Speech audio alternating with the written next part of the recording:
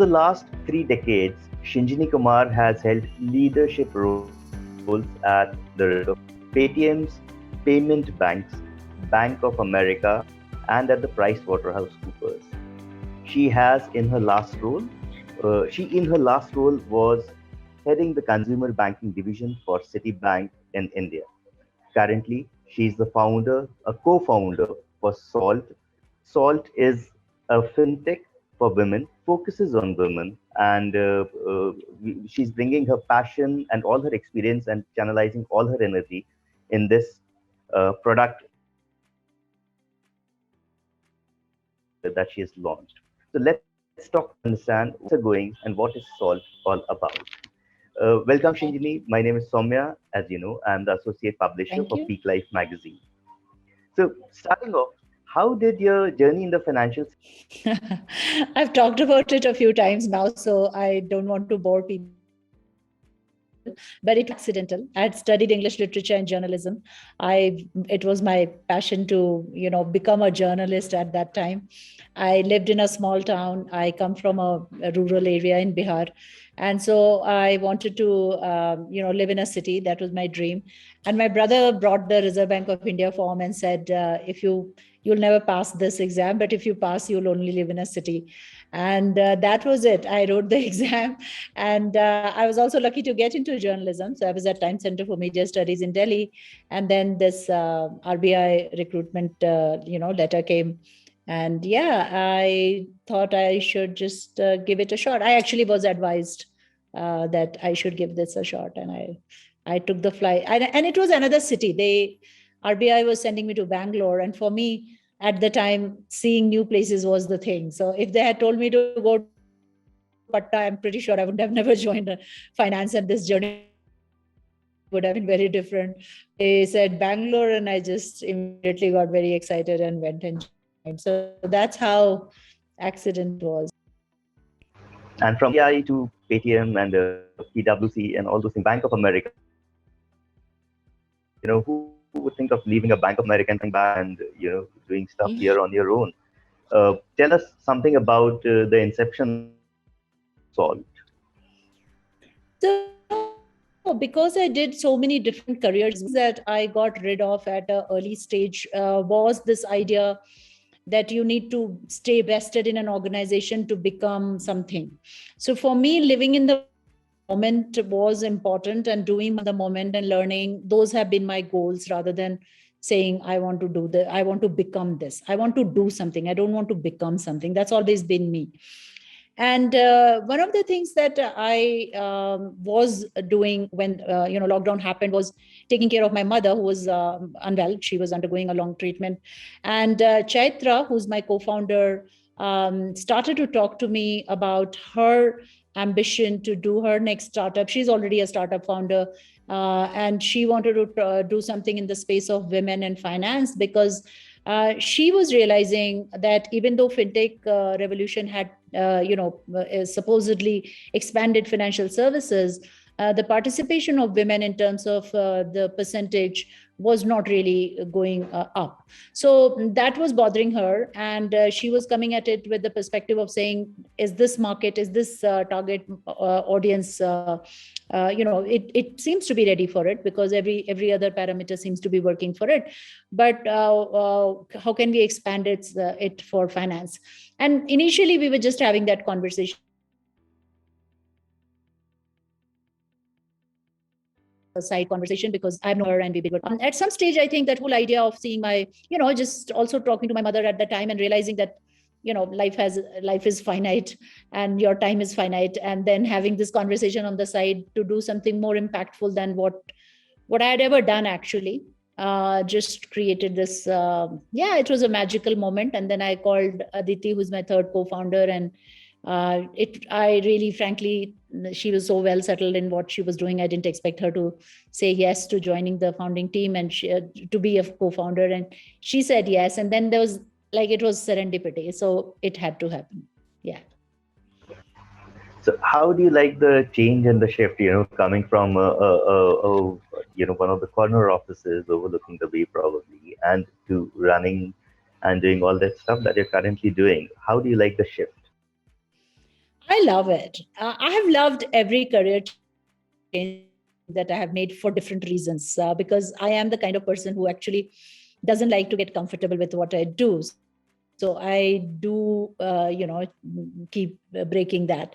So actually, when I left Reserve Bank of India, that was a hard decision because I joined when I was very young. I had very good prospects. Everybody used to all the time keep telling me, madam, aap to deputy governor banoge. And so that thing was hard to break out of. So even though I went to the US to study, I did very well. I was a 4 on 4 GPA student, and I could have thought about my life differently, but it was very clear for me that I had to come back to RBI and I had to pursue that career. I had to become that senior person.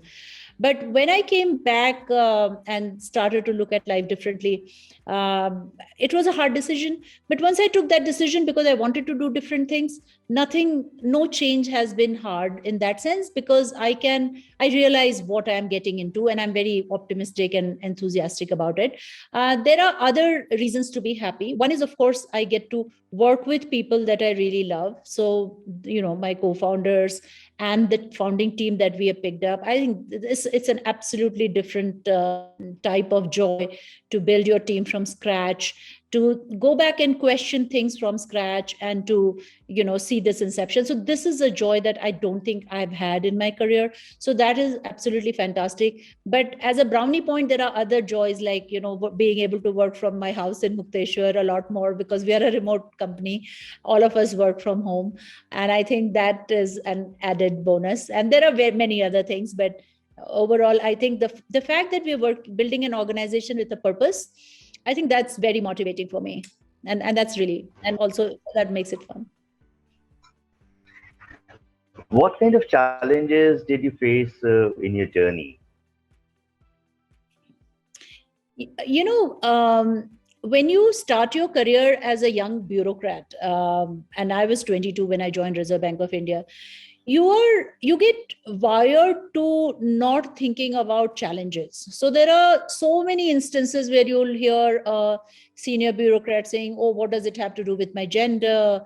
Or I didn't, we only do this because there's merit. And all of that is not, I'm not saying it is untrue, but you kind of buy into that and you begin to just move positively, because you also do have the clout to be able to shake things up and do what you want to do, especially at junior levels, because you are empowered. So I don't think I thought about challenges in my life. And I did work at a so it was not a short period of time. I had my 2 children at the time. During that time, I got married, I had my kids. I kind of went abroad to study. So it was a period where I did a lot of things, and I didn't think about challenges. Like, I went to US to study with a 3-year-old kid, and in my last semester, I was pregnant. I had my child when I finished. I never thought of anything as a challenge. We didn't have money. We had no money. We had no money to fly to US. If we didn't have this scholarship, both of us wouldn't have been able to go to US and study. But we never thought of anything as a challenge. If we wanted to do something, we put our best behind it, and somehow it happened. It's only when I got into the private sector and started to read up more. Like, I had always, because I was a literature student, I've always been aware of feminism as a more, as a phenomenon, and one understands it in the context of society or personal life. But I never applied that filter to my professional life. And but when I started to work in the private sector, I started to see how gender affected the workplace, and how workplace affected the gender roles. And so I become very much more sensitive about it. And looking back, I do feel that I had a very unnecessary type of comfort or arrogance about being a woman, and not looking at my challenges that were my challenges. And I humbly acknowledge that. So there have been challenges, but one is, of course, you develop that attitude early in life to not get focused on that and just keep moving. But the more important thing is that I also think I have been privileged to find very good people on the way who have helped to build that that sort of an atmosphere. So I've been able to take myself seriously as a leader and go around solving for challenges for other people. And in the process, my challenges have also got solved. And that's the advice that I've learned to give to people, that when you face a problem, think about somebody who's junior to you who might be facing the same problem and try to solve for that problem. And in the process, you'll probably find an answer for yourself. So really, I mean, I don't want to get into details, but there will always be small challenges like, a child or their need for time or attention, or a parent. In my case, for example, in my last year at Citi, I did have a significant challenge because mom was in the hospital, there was lockdown, there was home to be run, there was no help, and there was work, and at work also there was pressure. So one does, but I don't think of these as challenges. I just think of them more as, a very crunched learning period in your life. So you're just kind of learning, and that's how I've always. Regular affair of life is probably what you would call. Maybe it's because each one of us has different kind of challenges, and they became a part of our regular life. Yeah, and I guess that's what you do, right? Unless, I mean, I would say some people definitely have very big challenges, and one doesn't want to underestimate that. I have seen one very young girl in my team, very smart girl, chartered accountant, got married, and then had tremendous pressure from her family to stop working. And I used to just keep telling her, how can you not, if you can't even fight this, what are you going to fight in your life? And I used to really give her a lot of sort of, power to say, and I was willing to talk to her family, etc. She was married into a wealthy family, and the wealthy family expected her to be the wealthy daughter-in-law, and she didn't want to. And I really worked a lot with her, but she finally did leave and, became the wealthy daughter-in-law. So I feel like there are sometimes very serious challenges that people are not able to solve also. So I don't want to underestimate that by saying that all challenges are solvable. But for me, so far, I guess it's been a privilege. So, do you suggest that there's a gender gap in the leadership within the financial sector? Do you think, we should look at them and probably to cover that gender gap? Of course, there is a gender gap, and it's not just in the leadership in financial. So I actually wrote an article on it. It was called "The Invisible Women" or something, about the scarce sighting of women at the top in the financial services sector, and that obviously has a very important repercussion on what happens on the product, and what happens at the what happens to generally creating products for women. So this is definitely, it's like, we all know this, right? So car seat belts are made to fit the, because tests are done on men, so it's not appropriately made for women. Everything. I think this is something that you do realize, that it is there is a disadvantage, because if the leadership is not there, then there's nobody to raise that voice and to say, hey, why are we always testing on men? Why are we not testing on women? Maybe they have a different need. And the sectors which are women only see a lot of innovation. So it's not as if the market is not ready for doing the innovation, but I guess not having enough leadership does make a difference. So yeah, I think, and what can be done about it? Just get more people, just get more women into the workplace, and just be conscious of it. Like, even now, despite everything, I still get those random calls from people to say, we want you on a panel, and typically you'll ask, okay, so who else is there? And there'll be 4 men, and you know that you're being called because you're a woman, and they were looking for a woman and they couldn't think of anybody else. And it's still that attitude. I was just reading a book, and it's a very good book otherwise, but every single person it cites in that book is a man.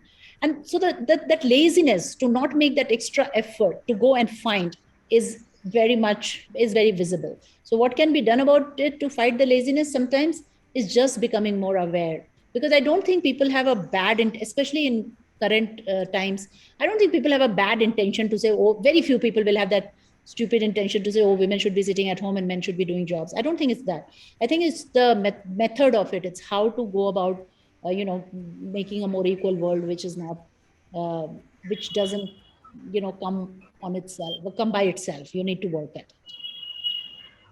So two things from the last answer.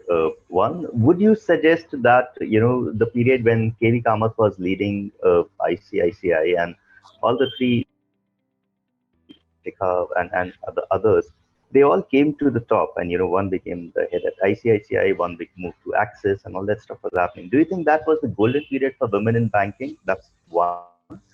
Two, when you say that people reach out to you and to be a part of the panel, and realizing that you're the only woman in that panel, does that make you feel important? Does that make you feel happy? Does that make you a little sad that probably there should have been that panel for you? Sure. To your first question, yes, I think it was a very exciting time when we used to have some, and it wasn't just three; it was many more.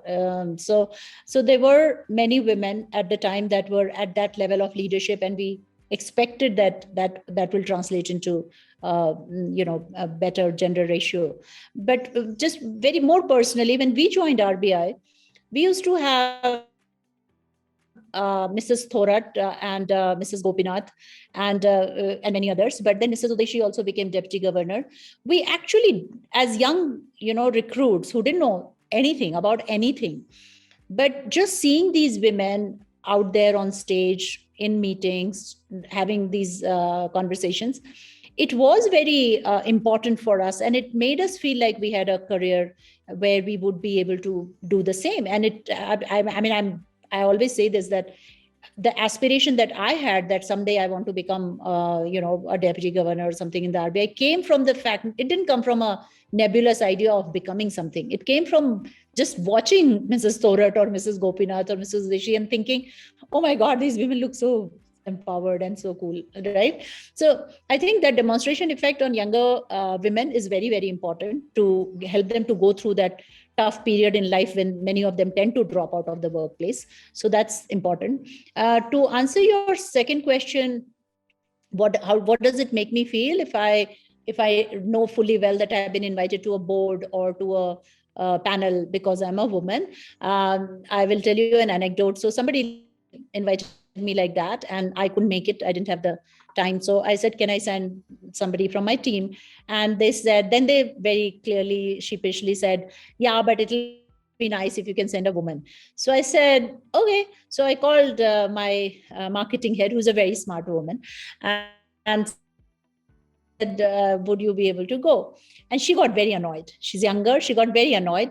She said, why will I go? Because they want a woman. And I said, you will go because you're a woman, because all this time, all of these guys have been sitting there because they're men. So what is wrong in you being there because you're a woman? It's just simple. Many of the men who are sitting in those boardrooms or on those panels are there only because they're men, only because they have the network, only because they have that privilege. So if you want to counter that privilege, it will not happen by shying away and challenging. It will happen by being there. So I don't feel bad at all. I don't feel bad for myself. I feel angry. And I feel that, and I call it out, and I tell people that you have been lazy. If you haven't got at least 2 women on the panel, you have been lazy.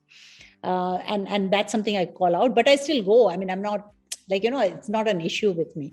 And I was going to tell you on the previous subject. So even though we grew up like that aspirationally, today, if you see the Reserve Bank of India, there are no women actually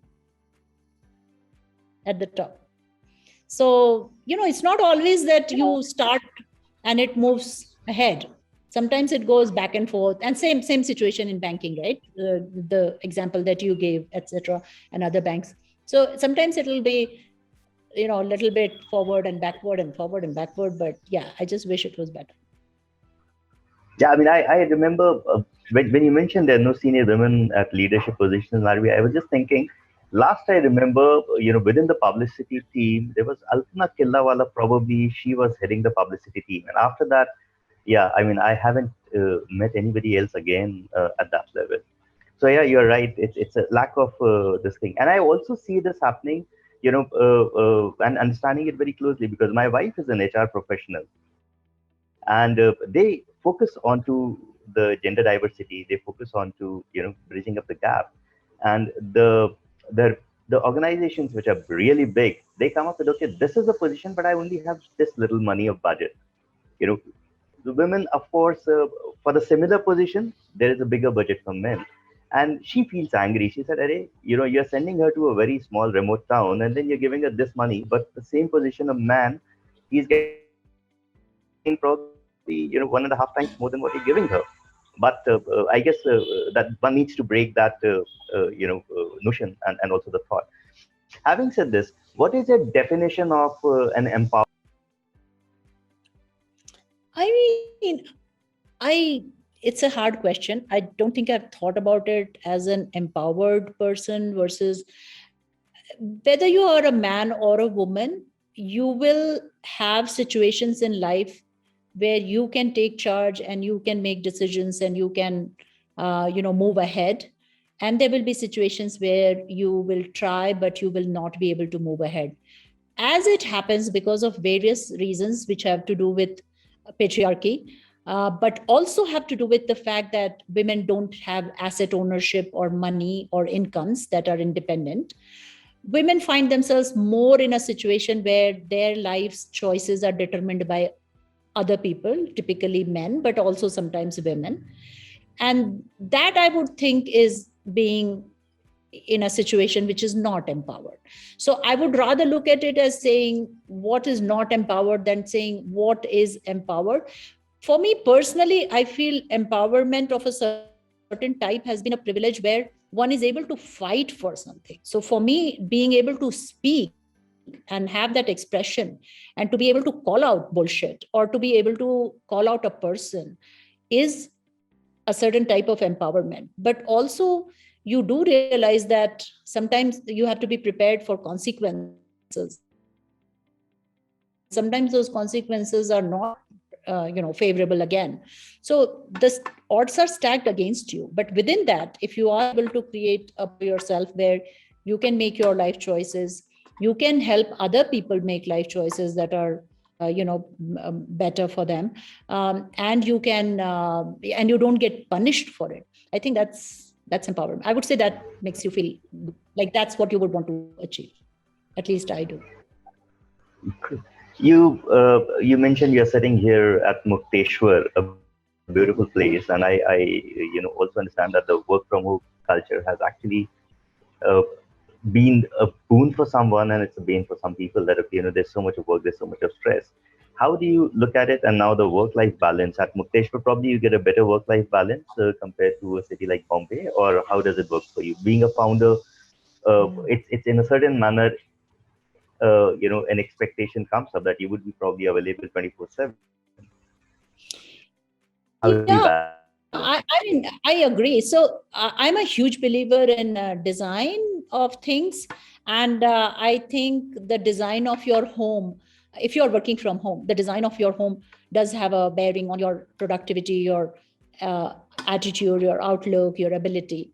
And sometimes in Mumbai, I get very frustrated because we do have Hathway and Geo, and sometimes both don't work properly, and you're shouting at your into your mic, and it's very frustrating, and that itself can just spoil your uh, thought process, right? Because you're in the business of building something, thinking about something, talking about something, and that can be very annoying. Whereas when I'm here, we have great internet here, and that itself just makes it very joyful, apart from everything else. So yeah, also the design of the house, right? You need to have a separate area for yourself, you don't have too much noise, all of those things matter. Having said that, this is a luxury, this is a privilege. I do realize, especially when I was at Citi and we had to put our entire team to work from home in a very short span of time, agnostic to gender, women or men, every people had very difficult, had difficult time, because the house is a battlefield. My house was a battlefield. I was having a very difficult time. My house was a battlefield. We had no help. Mummy was not well. You had to, all the supply chains had broken to get anything that was, and there was no food from outside, which in any case we couldn't have afforded because of her health. You had to have things done. And and even though I have a very collaborative family, yet you had to have things done. responsible and you want to do things, and when you are at home you can't get out of that responsibility. Whereas when you go to office, you can shut your mind to it. Even if there's like a major crisis, for the time that you are in the office, you check in once or twice, but you majorly shut your mind to those problems. Similarly, you shut your mind to office problems when you come home, because you're just, that's the design of the place. Now you can't do that. So we used to have these sessions where people used to talk about their personal hacks for having peace of mind and not just losing it. And there were very interesting things that came up in those conversations. And yeah, so all of us have our personal hacks on how to do it. For me personally, not just now, right from the time when I went to study in the USA, because when I went to study, I was working. I was a teaching assistant and a writing assistant to a professor, and I was doing all my classes. And I had a child. Because I am a social person, I like to meet people and all of that. I learned that managing your time is also a very core skill. So you need to eliminate things from your life. So like, I never watch television at all.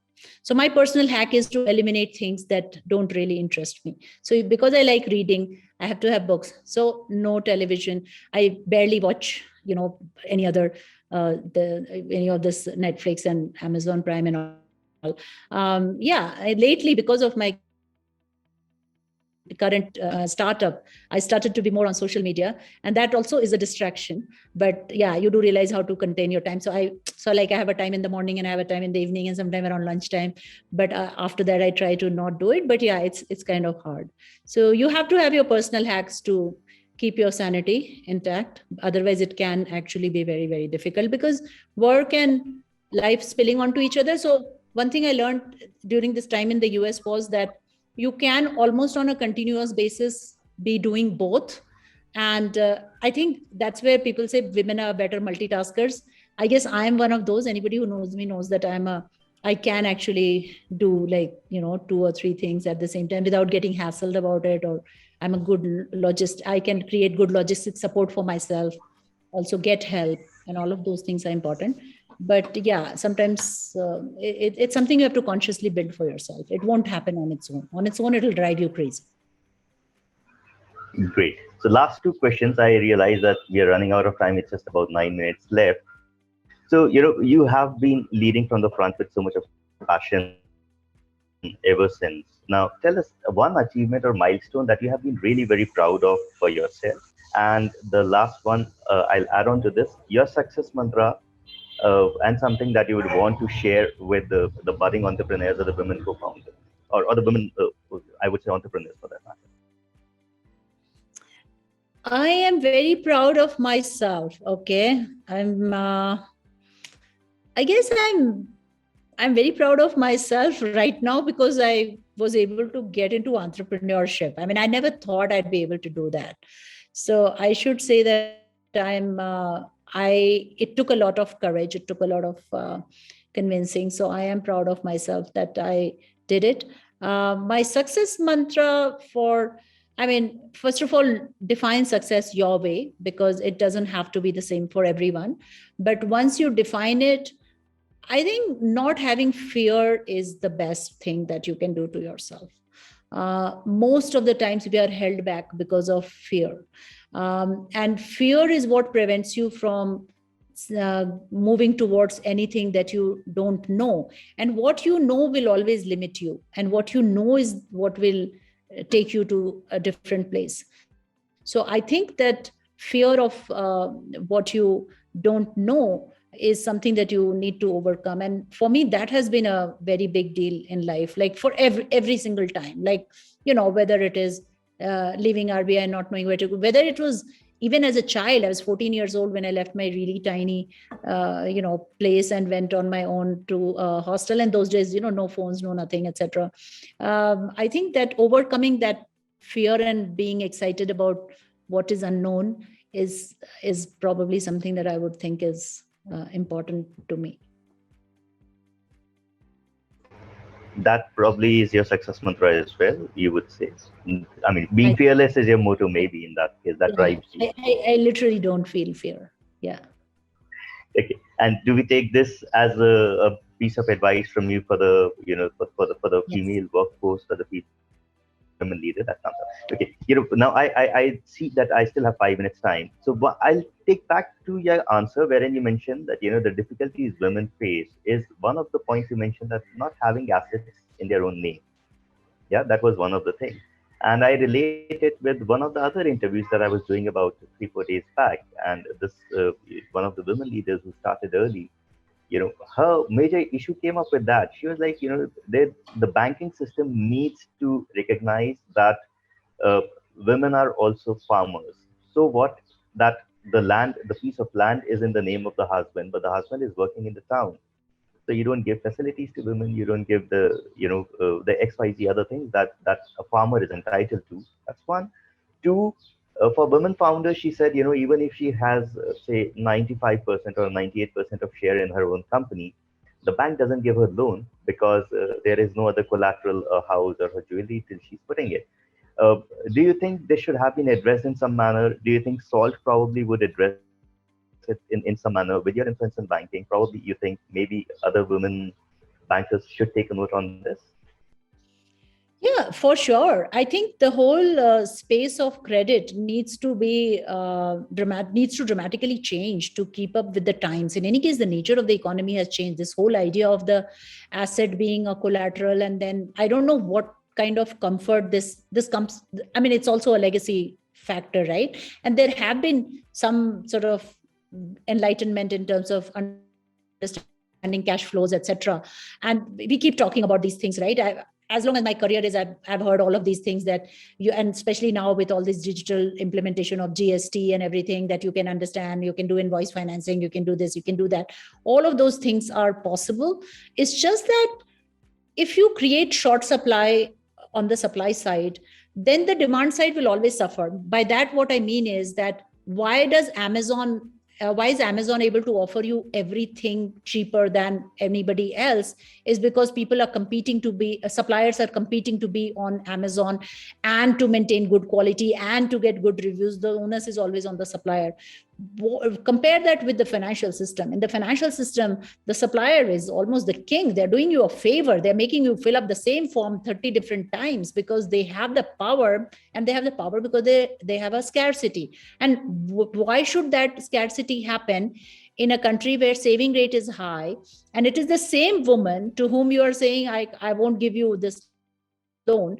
It is a same or similar woman who's actually giving you the money, which forms the source of your power. So it's actually a very unfair thing. It needs to change. And as far as our role at SALT is concerned, to start with, we are not manufacturing products. So that was one of the reasons we didn't want to start with credit, because we do realize that these are big battles to fight. But definitely in our roadmap, we will move to credit. We will want to start manufacturing at some stage, or at least creating enough ability on the platform so that suppliers begin to curate special products for us. It shouldn't be that hard once you have the data, and once you can work with them to create a better system. Great. Thank you so much. I think we've covered it all. And at that note, I would say I look forward to meeting up with you in person in Delhi. We have discussed on the date. And thank you so much for being a part of this conversation. It has been interesting. It has been enlightening as well. And I'm sure, for the women viewers whom we have on our channel, it would also be encouraging. Thank you, Shinjini. Thank you so much, Soumya. Thanks. Bye-bye.